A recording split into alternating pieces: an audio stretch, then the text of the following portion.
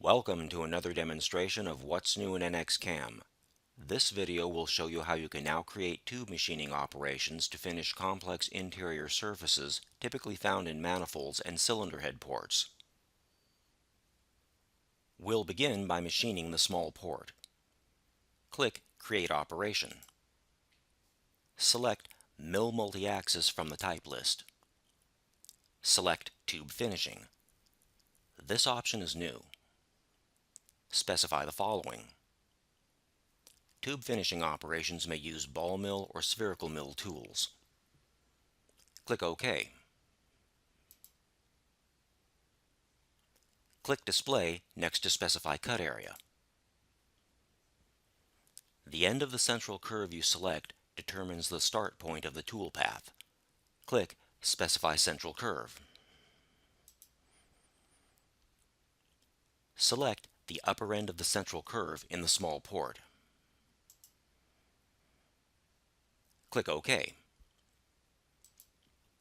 Because of its complex shape and depth, the port must be finished by machining half of it from one end and the other half from the other end.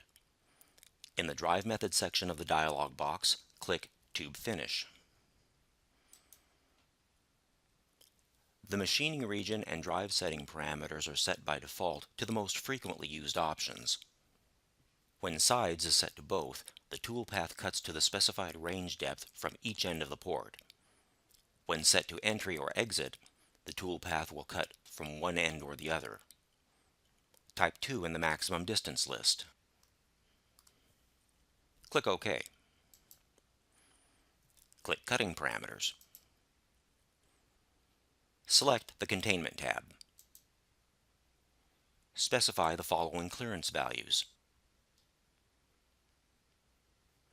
Click OK. Click Generate.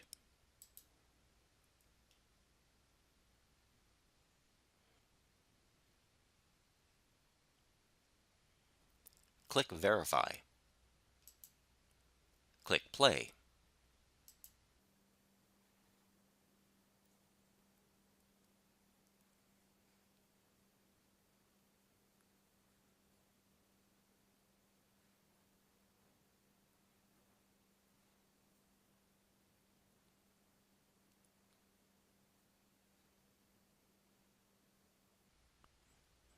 Click OK to complete the toolpath visualization.